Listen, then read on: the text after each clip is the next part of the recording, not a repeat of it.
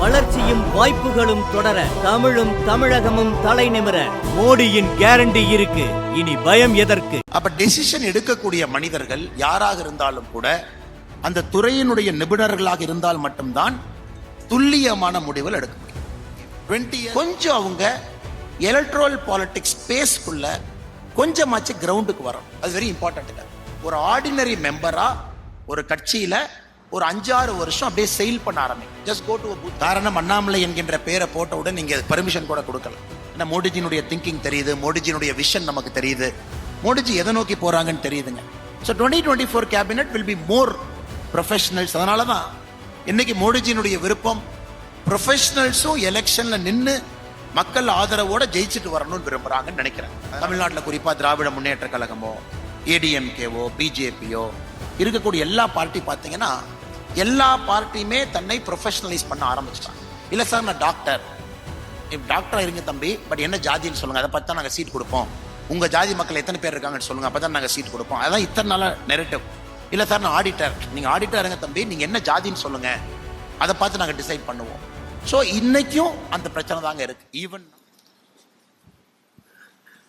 அன்பார்ந்த பெரியோர்களே, தாய்மார்களே, ஒரு மாலை நேரத்தில் நீங்கள் அனைவரும் கூட நம்முடைய முக்கியமான 4 பேச்சாளர்களை கேட்பதற்காக இங்கே வந்திருக்கின்றீர்கள். முதல் அதற்காக நன்றியை தெரிவித்துக் கொள்கின்றேன். அன்பு சகோதர சகோதரிகளே, நான் பேசுகின்ற ஒரு வார்த்தையும் உன்னிப்பாக கவனிக்கப்படுகின்ற காரணத்தினால் நான் இந்த நிகழ்வில் கண்டிப்பாக அரசியல் பேச முடியாது. இங்கே நான் கோயம்புத்தூரினுடைய வேட்பாளராக வரவில்லை, பாரதிய ஜனதா கட்சியினுடைய மாநில தலைவர் அண்ணாமலையாக வந்திருக்கின்றேன். காரணம், அப்படித்தான் அனுமதி அவர்களுக்கு கிடைத்திருக்கு. அதனால் மேடையில் இருக்கக்கூடிய யாரையும் நான் சங்கடப்படுத்த விரும்பவில்லை. அதனால் நான் எந்த அரசியலும் கூட அதிகமாக அதை தொடாமல் இந்த சப்ஜெக்ட் என்ன, அதில் என்னுடைய கருத்துக்கள் என்ன இருக்குது என்பதை மட்டும் உங்கள் முன்னால் வைக்க விரும்புகின்றேன். காரணம், அண்ணாமலை என்கின்ற பெயரை போட்டவுடன் நீங்கள் பர்மிஷன் கூட கொடுக்கல. அதன் பிறகு ஸ்மார்ட் அவர்கள் ஹைகோர்ட்டுக்கு போனீங்களா, செஷன்ஸ்க்கு ஹைகோர்ட் போனீங்க, சென்னை உயர்நீதிமன்றத்திற்கு சென்று இதற்கான அனுமதியை பெற்றுக்கொண்டு வந்தார். நானும் இந்த தேர்தல் நடத்தக்கூடிய அதிகாரிகிட்ட சொன்ன, இல்லை அவங்க என்னை அண்ணாமலையாக கூப்பிட்டிருக்கின்றார்கள், கோயம்புத்தூர் வேட்பாளராக கூப்பிடல. எல்லா இடத்துலையும் இதே மாதிரி நீங்க பார்த்தீங்கன்னா எந்த இடத்துலையும் நான் பேச முடியாமல் போயிடுவோம் 40 நாளைக்கு என்று சொன்ன பிறகு இந்த நிகழ்வுக்கு வந்திருக்கின்றேன். அன்பு சகோதர சகோதரிகளே, ப்ரொஃபஷனல்ஸ் இன் பாலிடிக்ஸ் இது காலத்தினுடைய கட்டாயம். It is a need of the hour. நாம் வேண்டாம் என்று நினைத்தாலும் கூட இது நடக்க போகின்ற ஒரு விஷயம். இன்னும் வேகமாக இது நடக்கும். காரணம், we live in a very complex world. நம்ம வாழக்கூடிய அந்த உலகம் என்பது அவ்வளவு எளிதான ஒரு உலகம் கிடையாதுங்க. ரொம்ப காம்ப்ளெக்ஸான ஒரு வேர்ல்ட். இது அமெரிக்காவில் பார்த்தீங்கன்னா குறிப்பாக அந்த ஸ்ட்ராட்டஜிஸ்ட் ஊக்கான ஒரு வார்த்தையை பயன்படுவாங்க, VUCA அப்படின்னு பயன்படுத்துவாங்க. Volatile, uncertainty, complex, ஆம்பிகுவிட்டி. ஸோ அந்த US ஸ்ட்ராட்டஜிஸ்ட் பார்த்தீங்கன்னா VUCA ஊக்கான்னு ஒரு வார்த்தையை போட்டுட்டே இருப்பாங்க. ஸோ எல்லா இஷ்யூவும் கூட இன்னைக்கு வாலட்டைலாக இருக்கு, அன்சர்டனா இருக்கு, காம்ப்ளெக்ஸா இருக்கு, ஆம்பிகுவிட்டியா இருக்கு. அப்ப டெசிஷன் எடுக்கக்கூடிய மனிதர்கள் யாராக இருந்தாலும் கூட அந்த துறையினுடைய நிபுணர்களாக இருந்தால் மட்டும்தான் துல்லியமான முடிவுகள் எடுக்க முடியும். 20 years back the world was very general place. ரொம்ப ஜென்ரலான ஒரு வேர்ல்டுங்க. ஸோ எல்லோரும் எல்லா விதையும் செய்ய முடியும் என்பதை விட இவ்வளோ காம்ப்ளெக்சிட்டி அந்த உலகத்தில் இல்லைங்க. இன்னைக்கு ஸோ காம்ப்ளெக்ஸ். பாலிடிக்ஸும் காம்ப்ளெக்ஸ் ஆயிடுச்சுங்க, கவர்னன்ஸும் காம்ப்ளெக்ஸ் ஆயிடுச்சு. மேடையில் இருக்கக்கூடிய 5 மனிதர் எடுத்துங்க. மீடியாவில் again complex, science and technology complex, மீடியாவில் இன்னொரு பரிமாணம் காம்ப்ளெக்ஸ், பப்ளிஷிங் அண்ட் ஆத்தரா இருக்காங்க, அது காம்ப்ளெக்ஸ், ஸ்போர்ட்ஸ் காம்ப்ளெக்ஸ். இதுல ஒரு கேரக்டரை கொண்டு உட்கார வச்சுக்கிட்டு ரங்கராஜ் பாண்டே அவர்கள் பேசுறதை நீங்க பேசுங்க அப்படின்னா மேபி ஒரு ப்ரிப்பேர்ட் ஸ்பீச்சில் நீங்க சொல்லலாம். But the quality and depth of அனாலிசிஸ்ல பிரச்சனை இருக்கும். கண்டிப்பா நாம ரமேஷ் அவருடைய விஷயத்தை நம்மளால செய்யவே முடியாது, வாய்ப்பே கிடையாது. செஸ்ஸுங்கிறது it's extremely technical and complex game. Science and technology பக்கம் கூட போக முடியாது. ப்ராபபிளி ரங்கராஜ் பாண்டே அவர்கள் ஜெனரலைஸ்டா தெரிஞ்சாலும் கூட வெளியிருந்து பார்க்கறதுக்கு எப்படி இருக்குனாங்க, ஒரு கிரிக்கெட் மேட்ச்ல வீட்டில இருந்து நம்ம கமெண்ட்ரி கொடுக்குற மாதிரி தான் இருக்கும். ஆனா ரங்கராஜ் பாண்டே அவர்கள் சேர்ல போய் உட்காரும் பொழுதுதான் நமக்கு தெரியும், you need professional to do the work he is doing. அதுவும் பாலிடிக்ஸ். எனக்கு பாலிடிக்ஸ் ஒரு காலத்துல பாத்தீங்கன்னா 5-year பிளான் கிட்டத்தட்ட ஒரு அரசுக்கு தெரியும். காமன் மினிமம் ப்ரோக்ராம், பெருசா நாம டாரிஃப் ஆர்டர் போடு, டாரிஃப் ஆர்டர் எடு, ஒரு இம்போர்ட் டியூட்டியை கட் பண்ணு, எல்லா காஸ்டையும் பேலன்ஸ் பண்ணு, பெருசா ரிஸ்க் எடுத்து ஒரு டெசிஷன் எடுக்காத, கொஞ்சம் இன்க்ரிமெண்டல் பாலிடிக்ஸ், இப்படி தாங்க அரசியல் ரொம்ப காலமா இருந்துச்சு. அந்த மாதிரி அரசியலுக்கு நிச்சயமாக ஒரு ப்ரொஃபஷனல்ஸ் தேவையில்லை. காஸ்ட் அரித்மெட்டிக்கை சரியா பேலன்ஸ் பண்ணி இருக்கக்கூடிய தலைவர்கள் இருக்கும் வரை அரசியல் சாதிச்சுட்டே இருந்தாங்க.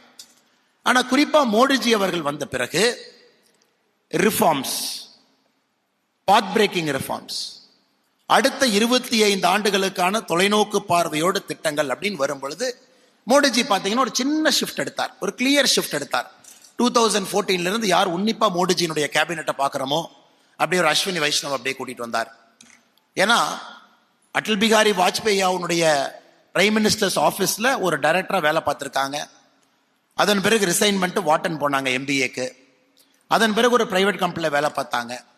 ஸோ இருந்தாலும் இவ்வளவு எக்ஸ்பீரியன்ஸ் இருந்தாலும் கூட மிக முக்கியமானது ஒரிசால அவர் கலெக்டராக இருந்த பொழுது, ஒரிசால வேறு வேறு அட்மினிஸ்ட்ரேட்டிவ் எபிலிட்டி இருந்த பொழுது அவர் செய்த வேலை, அது இன்னைக்கு அவருக்கு ஒரு பெரிய மைல் ஸ்டோன். அவரை கொண்டு ஒரு ப்ரொஃபஷனல் ஒரு டிபார்ட்மெண்ட்ல உட்கார வச்சாங்க. ராஜீவ் சந்திரசேகர்ஜி அப்படியே கூட்டிட்டு ஒரு ப்ரொஃபஷனல் டிபார்ட்மெண்ட் உட்கார வச்சாங்க. பியூஷ் கோயல் திரும்ப ஒரு ப்ரொஃபஷனல் டிபார்ட்மெண்ட் உட்கார வச்சாங்க.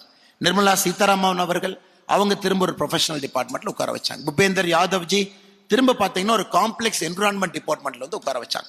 ஸோ மோடிஜியினுடைய அரசியலை யார் பார்க்குறோமோ அவர் ஒரு மிக்ஸ் ஆஃப் பாலிடிக்ஸ் போனாருங்க. அதாவது hard core political leaders who can hold fort, அவங்க மாநிலத்தை அவங்க ஏரியாவை எந்த தலைவர்களாக ஹோல்டு பண்ண முடியுமோ அவர்களுக்கும் இடம், அதே நேரத்தில் பாத் பிரேக்கிங்கா வித்தியாசமா சிந்திக்கக்கூடிய தலைவர்கள் அவர்களுக்கும் ஒரு இடத்தை மோடிஜி கொண்டு வந்தாங்க. அது மோடிஜியினுடைய இந்த 10 ஆண்டு காலத்தில் ஒரு டிரான்சிஷன் நம்ம பார்க்குறோம். மோர் டுவர்ட்ஸ் ப்ரொஃபஷனலிசம் நோக்கி பாலிடிக்ஸ் போக ஆரம்பிக்குது. இரண்டாவது என்னுடைய கெஸ் பார்த்தீங்கன்னா 2024 to 2029 நானும் ஒரு காமன் மேனை எதிர்பார்க்கிறது Modi ji will accelerated more. So 2024 cabinet will accelerated more அப்படிங்கிறது உங்களை போல் நானும் எதிர்பார்க்கிறேன். அந்த பிஜேபி காரியகர்த்தாவா இல்லைங்க, அஸ் எ ஜென்ரல் பப்ளிக்கா. ஏன்னா மோடிஜியினுடைய திங்கிங் தெரியுது, மோடிஜியினுடைய விஷன் நமக்கு தெரியுது, மோடிஜி எதை நோக்கி போறாங்கன்னு தெரியுதுங்க. So 2024 cabinet will be more professionals. அதனால தான் இன்னைக்கு மோடிஜியினுடைய விருப்பம் ப்ரொஃபஷனல்ஸும் எலெக்ஷன்ல நின்று மக்கள் ஆதரவோட ஜெயிச்சுட்டு வரணும்னு விரும்புறாங்கன்னு நினைக்கிறாங்க. அதனாலதான் நீங்க பாத்தீங்கன்னா இன்னைக்கு எல்லோருமே தேர்தல் களத்துல போட்டி போடுறாங்க. ஆல்மோஸ்ட் எல்லாரும் யாருக்கெல்லாம் விருப்பம் இருக்கோ ஒரு சாய்ஸ் கொடுத்து சான்ஸ் கொடுத்து விருப்பம் இருக்கிறவங்க எல்லாம் நீங்க போய் போட்டி போடுங்க, ஒரு பப்ளிக் மேண்டேட்டோட வாங்க. ராஜீவ் சந்திரசேகர்ஜி ஒரு பக்கம் போட்டி போடுறாங்க, பியூஷ் கோயல்ஜி ஒரு பக்கம் போட்டி போடுறாங்க, பூபேந்தர் யாதவ்ஜி ஒரு பக்கம் போட்டி போடுறாங்க. இதெல்லாம் நம்ம பாக்குறோம். So Indian politics has taken a definite shift towards professionals அப்படிங்கிறது மாற்று கருத்தல். இன்னைக்கு பார்ட்டிஸ் எப்படி அதை பார்க்க எல்லா பார்ட்டியும் எடுத்துங்க. தமிழ்நாட்டில் குறிப்பா திராவிட முன்னேற்ற கழகமோ ஏடிஎம்கேவோ பிஜேபியோ இருக்கக்கூடிய எல்லா பார்ட்டி பார்த்தீங்கன்னா எல்லா பார்ட்டியுமே தன்னை ப்ரொஃபஷனலைஸ் பண்ண ஆரம்பிச்சிட்டாங்க. Because everybody knows the reading is on the wall. கிளியரா அந்த ரீடிங்கை பார்க்குறாங்க. Youngsters the determine the narrative. 25 வயசுலேருந்து 40 வயசுக்குள்ள தாங்க பொலிட்டிக்கல் நெரேட்டிவ் டிட்டர்மைன் ஆகுது. இது சரி இது தப்பு. ஸோ யங்ஸ்டர்ஸ் நோக்கி பாலிடிக்ஸ் மூவ் ஆக ஆரம்பிச்சிருச்சு. இன்ஸ்டாகிராமை நோக்கி போயிட்டோம். ஃபேஸ்புக்கில் ஒரு காலத்தில் இருந்தவங்க, இன்னும் Twitter predominant tool of political கம்யூனிகேஷனாக இருந்தாலும் Instagram it is playing an out sized influence in political narrative setting. இப்போ உதாரணத்துக்கு பிஜேபி தமிழ்நாடு பார்த்தீங்கன்னா we run a start up cell. Start அப்காக வி ரன் அ செல். ஒரு ஸ்டார்ட் அப் செல் இருக்கு. Professionals we brought a person from இன்டெல்ல இருந்தவர், கிட்டத்தட்ட 30 patent holder, came back, join the party, is running our start up cell. இந்த மாதிரி முடிஞ்ச வரைக்கும் ப்ரொஃபஷனல்ஸ் உள்ள வர்றது மட்டும் இல்லைங்க, பார்ட்டியினுடைய நரேட்டிவ் செட்டிங்கும் ஒரு ப்ரொஃபஷனல்ஸ் உள்ள கொண்டு வர்றோம். BJP we have a sports and youth development cell. அதில் பார்த்தீங்கன்னா இன்னைக்கு 9 ஒலிம்பியன்ஸ் இருக்காங்க. 9 ஒலிம்பியன்ஸ் ஆர் இந்த பிஜேபி ஸ்டார்ட் அப் செல். அவங்களுக்கு ஒரே ஒரு மேண்டேட் என்னன்னா, நீங்க பிஜேபி ஐடியாலஜி உங்ககிட்ட இருக்கட்டும், பட் நீங்க பிஜேபி பண்ற வேலையை நீங்க வெளியே போய் பண்ண வேண்டாம். You need not do a political meeting, you need not have a big BJP flag, you need not do a BJP kind of meeting. So நீங்க ஸ்போர்ட்ஸ் மட்டும் கையில் எடுத்து ப்ரொஃபஷனல்ஸா கொண்டு போங்க. ஸோ அந்த செல்லுடைய மேண்டேட்டை பார்த்தீங்கன்னா professionals in a political party working with the mandate of Modi ji's vision. எப்படி எல்லாம் இந்த ஸ்போர்ட்ஸை கிராஸ் ரூட்ஸ் எப்படி எடுத்துட்டு போகணும். இன்டர்நேஷனல் ஃபுட்பாலர் விஜயன் அவங்க இருக்கிறாங்க, ஆடம் சென்ட்லர் இருக்காங்க. இது நிறைய பேத்துக்கே தெரியாது, ஆச்சரியமா இருக்கு. நான் சொல்லும் போது நீங்களே ஆச்சரியப்படுவீங்க. Their part of Tamil Nadu BJP sports cell. அதுவும் ப்ரொஃபஷனலைஸ் பண்ணிட்டு இருக்கோம், கீழே கொண்டு போங்க. ஸோ எதுக்காக இதை நான் திரும்ப திரும்ப சொல்றேன்னாங்க, the reading is on the wall. எல்லா பொலிட்டிக்கல் பார்ட்டியும் இன்னைக்கு தன்னை ப்ரொஃபஷனலைஸ் பண்ண ஆரம்பிக்கணும், அதை நோக்கி போக ஆரம்பிக்கணும். So the next set of professionals will enter. இப்ப குறிப்பா அந்த 2024 எலெக்ஷன் இந்த ஒரு பிரேக்கிங் எலெக்ஷனுங்க அது. ஏன்னா இந்த எலெக்ஷன் நிறைய விஷயத்தை ஆக்சலரேட் பண்ணும். நிறைய ஃபால்ஸ் திங்ஸை பிரேக் பண்ணும். ஜாதி ஓட் பண்ணணும், 2 காம்பினேஷன் வந்து எப்பவுமே ஜெயிக்கும். குறிப்பா ஒரு பர்டிகுலர் டெமோகிராஃபில பாத்தீங்கன்னா இந்த காஸ்ட் இவங்க 3 பேர் சேர்ந்தாங்கன்னா ஜெயிப்பாங்க அப்படிங்கறதெல்லாம் இந்த 2024 எலெக்ஷன்ல உடையுங்க. It is more like a principled positive forward looking பாலிடிக்ஸா இந்த 2024 எலெக்ஷன்ஸ் இருக்குங்கிற நம்பிக்கை நம்ம எல்லாருக்கும் இருக்கு. அப்படி இருக்கும் பொழுது என்ன ஆகுங்க? ஏன்னா ஒரு ப்ரொஃபஷனல் பாத்தீங்கன்னா, ஒரு ப்ரொஃபஷனலுடைய ஐடென்டிட்டியே ப்ரொஃபஷனல் தான். Is a doctor, is an advocate, is a lawyer, is an auditor. ஒரு ப்ரொஃபஷனலுடைய ஐடென்டிட்டி காஸ்ட் கிடையாது. Is not a cost guy. First cost போட மாட்டாங்க. பட் அன்பார்ச்சுனேட்டா பாலிடிக்ஸ்ல காஸ்ட்ங்கிற ஐடென்டிட்டி வந்தனால இத்தனை காலமா ப்ரொஃபஷனல்ஸ்க்கு ஒரு பெரிய வாய்ப்பு இல்லாம இருந்துச்சு. இல்ல சார் நான் டாக்டரா இருங்க தம்பி, பட் என்ன ஜாதின்னு சொல்லுங்க, அதை பார்த்தா நாங்க சீட் கொடுப்போம். உங்க ஜாதி மக்கள் எத்தனை பேர் இருக்காங்கன்னு சொல்லுங்க, அப்பதான் நாங்க சீட் கொடுப்போம். அதான் இத்தனை நாள நெரேட்டிவ். இல்ல சார் நான் ஆடிட்டர், நீங்க ஆடிட்டர் இருங்க தம்பி, நீங்க என்ன ஜாதின்னு சொல்லுங்க, அதை பார்த்து நாங்க டிசைட் பண்ணுவோம். ஸோ இன்னைக்கும் அந்த பிரச்சனை தாங்க இருக்கு. Even now if you look at தமிழ்நாடுல 39 பார்லிமெண்ட் சீட்லையும் எல்லா பொலிட்டிக்கல் பார்ட்டியும் போட்டிருக்கக்கூடிய கேண்டிடேட் பார்த்தீங்கன்னா 99.99% அங்க இருக்கக்கூடிய டாமினன்ட் காஸ்டினுடைய கேண்டிடேட் தான் எல்லா பொலிட்டிக்கல் பார்ட்டி போட்டிருப்பாங்க. Even now if you look at தமிழ்நாடுல 39 பார்லிமெண்ட் சீட்லையும் எல்லா பொலிட்டிக்கல் பார்ட்டியும் போட்டிருக்கக்கூடிய கேண்டிடேட் பார்த்தீங்கன்னா 99.99% அங்க இருக்கக்கூடிய டாமினன்ட் காஸ்டினுடைய கேண்டிடேட் தான் எல்லா பொலிட்டிக்கல் பார்ட்டி போட்டிருப்பாங்க. 99.99%. ஸோ இந்த நரேட்டிவ் பிரேக் ஆகும். It has to be broken. But எப்ப பிரேக் ஆகுனாங்க, சொசைட்டியும் ரெடியா இருக்கணும், அந்த அளவுக்கு ப்ரொஃபஷனல்ஸும் உள்ள இருக்கணும், அந்த ப்ரொஃபஷனல்ஸ்க்கும் பார்ட்டி ஆப்பர்ச்சுனிட்டி கொடுத்து ஒரு பப்ளிக் சப்போர்ட்டை பில்ட் பண்ணியிருக்கணும், ஒரு ஃபேஸா கொண்டு வந்திருக்கணும். 3-5 இயர் டைம் லைன்ல அவங்க உள்ள வரணும்.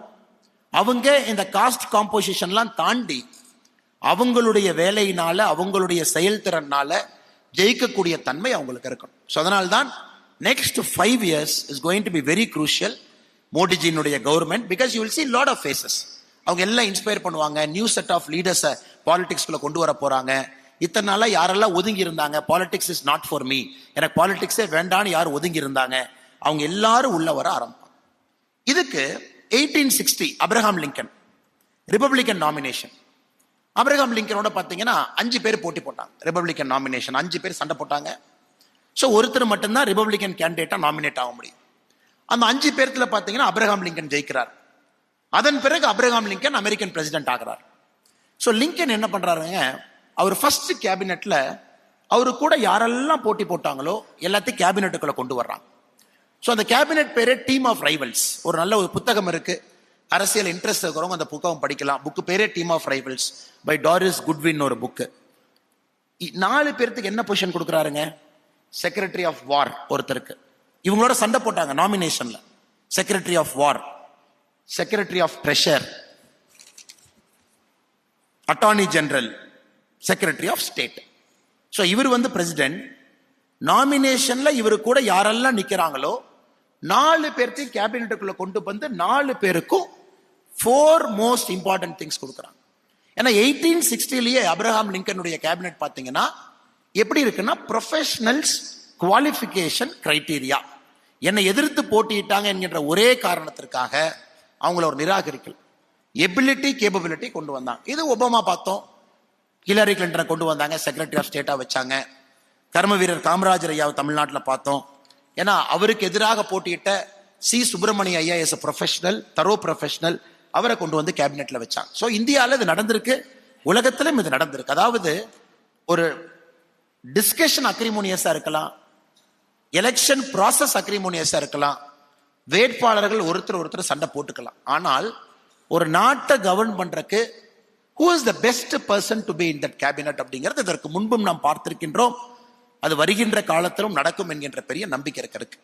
எதுக்கு இது சொல்றாங்க, இது இன்னைக்கு பெரிய டாபிக் இல்லைங்க, இதற்கு முன்பே கூட அது நடந்திருக்கு. இது என்னுடைய 2வது கருத்தாக உங்கள் முன்னால் நான் வைக்க விரும்புகின்றேன். நான் இன்னைக்கு ஒரு அரசியல் கட்சியை சார்ந்திருந்தாலும் கூட நானும் அதை எதிர்நோக்கி காத்திருக்கின்றேன். இன்னும் ஒரு 10 வருஷம், இன்னும் ஒரு 15 வருஷத்துல, மேபி 10 yearsல நீங்க டிஎம்கே வாருங்க, ஏடிஎம்கே வாருங்க, பிஜேபி வாருங்க, but whoever gets the mandate, if you think somebody is very superior in the opposite party, invite him to the cabinet. அது எந்த தப்பும் கிடையாது, அது எந்த தப்பும் கிடையாது. ஏன்னா அதில் எந்த தப்பு இல்லை அப்படிங்கிறது என்னுடைய தனிப்பட்ட கருத்து. ஏன்னா நம்ம இந்த அண்ணாமலை என்கின்ற உங்களை போன்ற ஒரு குடிமகனுடைய கருத்து, there is nothing wrong. ஏன்னா ப்ரொஃபஷனல்ஸ்னு வந்ததுக்கு அப்புறம் திரும்ப ஒரு ஹார்டு கோர் ஐடியாலஜிக்கல் ஸ்டாண்ட் எடுத்தீங்கன்னா எடுக்கணும், கவர்னன்ஸ்ல எடுக்கணும், எல்லா இடத்துலையும் எடுக்கணும். But you can not take it all the time. அடுத்து மூன்றாவது ஒரு விஷயத்தை உங்கள் முன்னால் வைக்க வேண்டும் என்பது என்னுடைய அன்பார்ந்த ஒரு வேண்டுகோளும் கூட. நீங்க அதை கவனத்தில் எடுத்துக்கொள்ள வேண்டும் என்பது என்னோட அன்பார்ந்த வேண்டுகோள். இன்னைக்கு ப்ரொஃபஷனல்ஸ் பார்த்தீங்கன்னா நிறைய பேர் பாலிடிக்ஸ்னா ஒரு கமெண்டேட்டிங் ஸ்டேஜில் மட்டும் இருக்காங்க. ஒரு கமெண்ட்ரி, இது சரி, இது தப்பு, இதே அப்படி பண்ணிருக்கலாம், இதே அப்படி பண்ணிருக்கலாம். ஆனா இன்னைக்கு ஒரு ப்ரொஃபஷனல்ஸ் பாலிடிக்ஸ்குள்ள வர்ற முதல் ஸ்டெப் பார்த்தீங்கன்னா they got to get their skin in the game. கொஞ்சம் அவங்க எலக்ட்ரல் பாலிடிக்ஸ் ஸ்பேஸ்க்குள்ள கொஞ்சமாச்சு கிரவுண்டுக்கு வரணும். அது வெரி இம்பார்ட்டன்ட். ஏன்னா நேரடியான ஒரு கட்சியில ஜாயின் பண்ணுவேன், ஒரு பொறுப்பு வாங்குவேன், நான் செய்வேன் அப்படின்னு சொல்றதை விட ஒரு கட்சியினுடைய அடிமட்டத்தில் ஏதோ ஒரு இடத்துல நீங்க வேலை பார்க்க ஆரம்பிக்கணும். உங்க ஏரியாவில் இருக்கக்கூடிய ஒரு பூத்தா இருக்கலாம், உங்க ஏரியாவில் இருக்கக்கூடிய பார்ட்டி ஆக்டிவிட்டியா இருக்கலாம். ஏன்னா இது வெரி இம்பார்ட்டன்ட். ஒரு ப்ரொஃபஷனலுக்கு பெரிய பிரச்சனையே, if you come directly at the top, lot of people feel threatened. இது என்னுடைய அனுபவத்தில், நிறைய பேர் அனுபவத்தில் நான் சொல்றது, எப்பொழுதுமே ஒரு பார்ட்டிக்குள்ள வரும் பொழுது, ஏன்னா பார்ட்டிக்கு நிறைய இடத்துல சாய்ஸ் இல்லை, நேராக சில பேர்த்த கொண்டு வந்து ஆகணும். But anybody is having a political aspiration as a professional. Party உங்களுக்கு பிடிச்ச பார்ட்டியை பாருங்க, விச் பார்ட்டி யூ லவ். அந்த பார்ட்டியினுடைய உங்க ஏரியா பக்கத்தில் இருக்கிற ஒரு ஆக்டிவிட்டியில போய் ஜாயின் பண்ணுங்க. அந்த ஆக்டிவிட்டியில இன்வால்வ் ஆகும். கொஞ்சம் உங்களை ஐடென்டிஃபை பண்ணிக்க. ஏன்னா உங்களுடைய ஃபாஸ்டர் growth அந்த பொலிட்டிக்கல் பார்ட்டியில இருக்கணும், இருக்க வேண்டும், அது வேகமா நடக்கணும். நீங்க விருப்பப்பட்டா கீழே போய் டிஸ்கம்ஃபர்ட்டா இருக்கும். நீங்க ஒரு பெரிய ஆளா இருக்கலாம், நீங்க ஒரு பெரிய சாம்பியனா இருக்கலாம், உங்களுக்கு ஒரு பெரிய ரோல் அண்ட் ரெஸ்பான்சிபிலிட்டி கம்பெனியில் இருக்கலாம், சொசைட்டியில் உங்களுக்கு ஒரு ஸ்டாண்டிங் இருக்கலாம். ஆனா ஒரு பொலிட்டிக்கல் பார்ட்டிக்குள்ள நீங்க என்டர் ஆயிட்டீங்கன்னா you are one among the many. அந்த பொலிட்டிக்கல் பார்ட்டியில் இருக்கக்கூடிய ஆயிரக்கணக்கான தொண்டர்கள்ல நாமும் ஒருத்தர். அந்த டிஸ்கம்ஃபர்ட்டை நீங்க ஃபேஸ் பண்ணணும் அப்படிங்கிறது என்னுடைய அன்பார்ந்த வேண்டுகோள். ஏன்னா ப்ரொஃபஷனல்ஸ் இன் பாலிடிக்ஸ்ல very very important is how you face discomfort. அதனால தான் நிறைய ப்ரொஃபஷனல்ஸ் வந்துட்டு கிளம்பிடுவாங்க. எதுக்காக இந்த பாயிண்ட் நான் சொல்றேனாங்க, ப்ரொஃபஷனல்ஸ் இன் பாலிடிக்ஸ் சஸ்டைன் பண்றது more important than entering. Enter ஆயிரலாம். But sustaining is very important. Sustain ஆக முடியாது.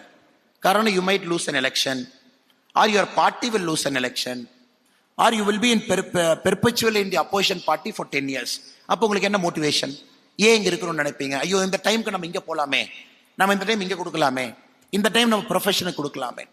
அதை அவாய்ட் பண்ணி ஒரு ஐடியாலஜிக்கல் கிரவுண்டிங்கோட நீங்க வந்து லாங் டேர்ம் அப்ரோச்சில் ஒரு பார்ட்டி, ஒரு ஐடியாலஜியோட நீங்க இருக்கணும்னு விருப்பப்பட்டீங்கன்னா கீழே இருந்து ஆரம்பி. அந்த டிஸ்கம்ஃபர்ட் அங்கேயே உங்களுக்கு வரும்.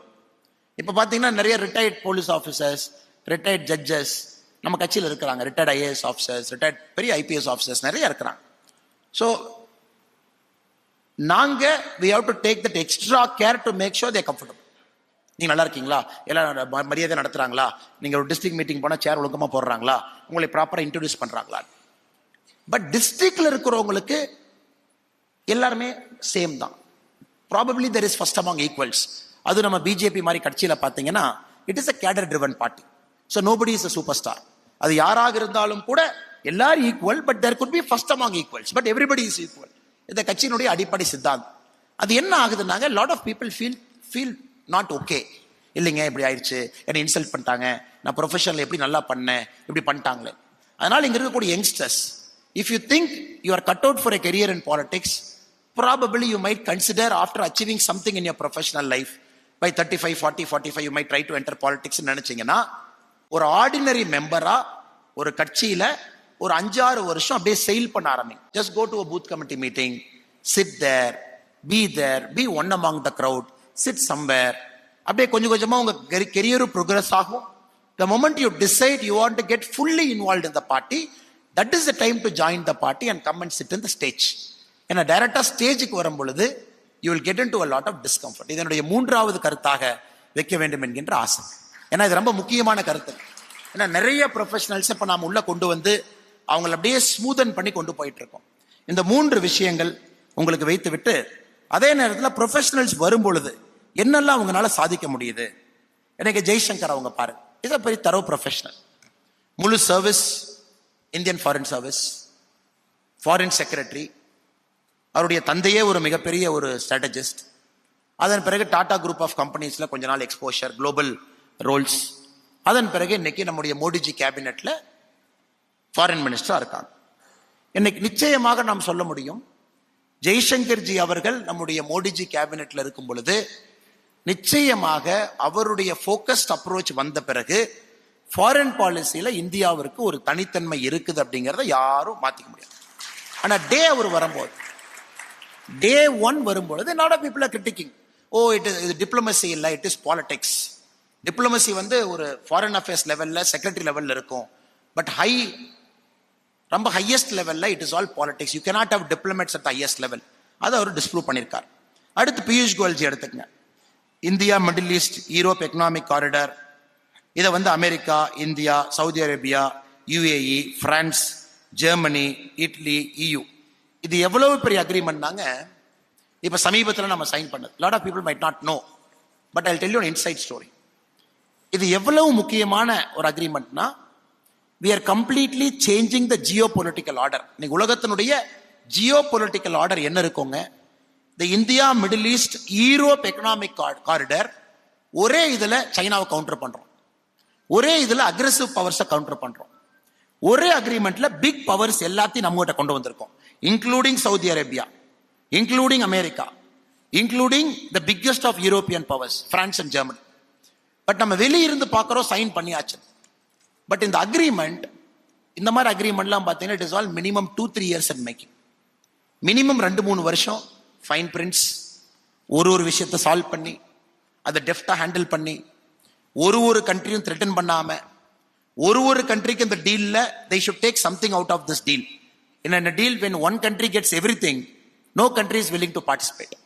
So இந்த டீல் பியூஷ் கோயல்ஜி அவர்கள் பண்ணியிருக்கக்கூடிய, நம்முடைய மோடிஜி அவர்கள் பண்ணியிருக்கக்கூடிய India Middle East European economic corridor has completely changed the nature of world order. இது ஒரு ப்ரொஃபஷனல்ஸ் அங்க இருக்கிறாங்க, தெரியும் how to clinch it. ஒரு எக்ஸாம்பிள் சொல்ல முடியும்.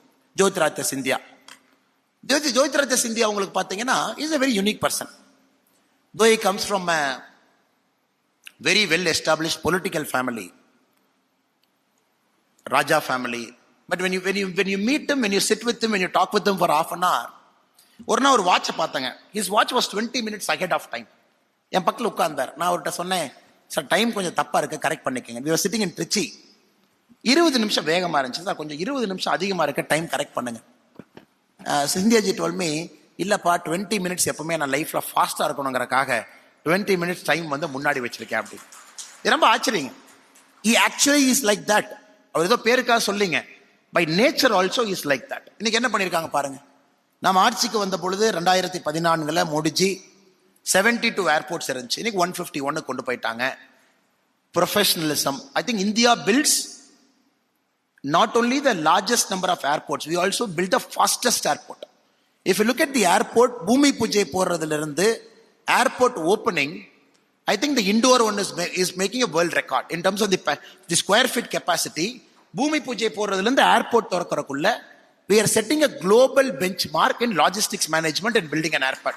இதெல்லாம் ஒரு ப்ரொஃபஷனலுக்குனால பண்றாங்க. அஸ்வினி வைஷ்ணவ் சொல்லவே வேண்டாம். 2 இம்பார்ட்டன்ட் மினிஸ்ட்ரி, ரயில்வேஸ் இருக்கு, எலக்ட்ரானிக்ஸ் இருக்கு. குறிப்பா உங்களுக்கு தெரியும், சமீபத்தில் ஒரு போர்டில் எழுதிட்டு இருப்பாரு, நீங்க அந்த வீடியோ பார்த்திருப்பீங்க, செமிகண்டக்டர் பத்தி அந்த வாட்ஸ்அப் வீடியோ பார்த்திருப்பீங்க. Ashwini Vaishnaw ji takes a class to ஜேர்னலிஸ்டுக்கு போர்டில் எழுதுறாங்க, செமிகண்டக்டர் பாலிசி என்ன, செமிகண்டக்டர் ஈகோ சிஸ்டம் என்னன்னு ஒரு minister like technocrat is explain. இன்னைக்கு பாத்தீங்கன்னா India is 90% railway electrification, 50% railway electrification. Out of that 90 has happened only after Ashwini Vaishnavji has taken over as India's railway minister. இந்த மாதிரி பல உதாரணம் சொல்லிட்டே போலாங்க.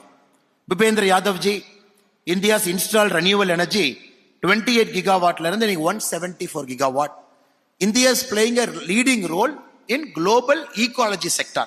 இன்னைக்கு நாம நெரேட்டிவ் செட் பண்றோம். இதனால பாத்தீங்கன்னா Americans in Europeans use to set as narrative, குறிப்பா ரெனியூவல் எனர்ஜி. இன்னைக்கு நாம குளோபல் கார்பன்ஸ்ல, குளோபல் காமன்ஸ்ல, குறிப்பா கார்பன் ஆஃப்செட்ல இல்லை இந்தியாவுடைய narrative is very important narrative. அதுவும் முக்கியமா ஒரு அமைச்சர் இருக்காங்க, ராஜீவ் சந்திரசேகர்ஜி. உங்களுக்கு தெரியும், சாஃப்ட்வேர் சைட்ல அவருக்கு இருக்கக்கூடிய மென்மையான அந்த அறிவு, பிகாஸ் ஹி ஹிம்செல்ஃப் ஈரான கம்பெனி பிபிஎல், சோல்டேட், ஜுனிப்பர் நெட்வொர்க்ஸ். அதன் பிறகு இன்னைக்கு பார்த்தீங்கன்னா குறிப்பாக இந்தியாவுடைய நெக்ஸ்ட் பாலிசி எப்படி இருக்கணும், சோஷியல் மீடியா பாலிசி எப்படி இருக்கணும், டெக்னாலஜி பாலிசி எப்படி இருக்கணும், அதில் ராஜீவ் சந்திரசேகர்ஜி இருக்காங்க. அதனால் நண்பர்களே, அதிகமாக நேரத்தை எடுத்துக்கொள்ள விரும்பவில்லை. என்னுடைய 3 கருத்துக்களை மட்டும் உங்களுக்கு பதிவு செய்ய வேண்டும் என்கின்ற ஆசை. ப்ரொஃபஷனல்ஸ் வரணும், அதற்கான நேரம் next 5 years it is going to accelerate. அதில் எந்த மாற்று கருத்தும் இல்லை. வரும் பொழுது ப்ரொஃபஷனல்ஸ்க்கு பாலிடிக்ஸ்ல இன்ட்ரெஸ்ட் இருக்கு, to sustain and to be in the long run and politics. Full time வர்றதுக்கு முன்னாடியே put your feet in the water. உங்க தண்ணிக்குள்ள லைட்டா காலை விடுங்க. உங்களுக்கு பிடிச்ச பார்ட்டி அப்படியே லோக்கலா மூவ் பண்ண ஆரம்பிங்க. கொஞ்சம் கொஞ்சமா ஃபெமிலியரைஸ் ஆயிக்குங்க. Try to get into that comfort zone or be in the discomfort zone. I think better way of saying is discomfort ஜோன்ல இருக்க பழகிக்குங்க. Slowly study when your time is right. You will see politics in a very different way. You will not see it as business, winning and losing. You will see politics as a long-term approach to solving social problem. இந்த 3 கருத்துக்களை உங்களுக்கு சொல்ல வேண்டும் என்கின்ற ஆசை. அதே நேரத்தில் நம்முடைய ஸ்மார்ட் குழுமத்திற்கு ஒரு பெரிய நன்றியை தெரிவித்துக் கொள்கின்றேன். மிகுந்த சிரமத்துக்கு இடையில இதை ஆர்கனைஸ் பண்ணியிருக்காங்க. மீனா விஸ்வநாதன் உட்பட நம்முடைய தேசிய சிறர்கள் எல்லாரும் இங்க இருக்கிறாங்க. எல்லாருக்கும் அந்த நேரத்தில் நன்றிகளை தெரிவித்துக் கொண்டு, நம்முடைய நண்பர் நாகர்கோவிலிருந்து சுரேஷ் அவர்கள் ஐடியா கால்டு மலைன்னு ஒரு புக் எழுதியிருக்காருங்க. யாத்திரை போகும்பொழுது I met him. I felt I am not a guy who will deserve a book. அதனால தான் பார்த்தீங்கன்னா புக் ரிலீஸ் ஃபங்க்ஷனை கூட கொஞ்சம் நான் வரல. I came only for this function because books are written by some people who might see something in me, but I really don't see anything in me, at least for the time being. அதனால் சுரேஷ் அவர் எங்கிட்ட ஏதோ பார்த்துருக்காரு. அதுக்காக சுரேஷ் அவருக்கு நான் நன்றியை தெரிவிச்சுக்கிறேன். Thank you so much for effort in writing that book and getting that book release despite many arts. Thank you Suresh அவரை, இங்கே இருக்கீங்க. நண்பருக்கு பெரிய நன்றி. Thank you so much. மேடையில் இருக்கக்கூடிய எல்லோருக்கும் நன்றி தெரிவித்து, வந்திருக்கக்கூடிய எல்லோருக்கும் நன்றி தெரிவித்து என்னுடைய உரையை முடித்துக் கொள்கின்றேன். நன்றி, வணக்கம். பாரத் மாதா கி ஜெய்.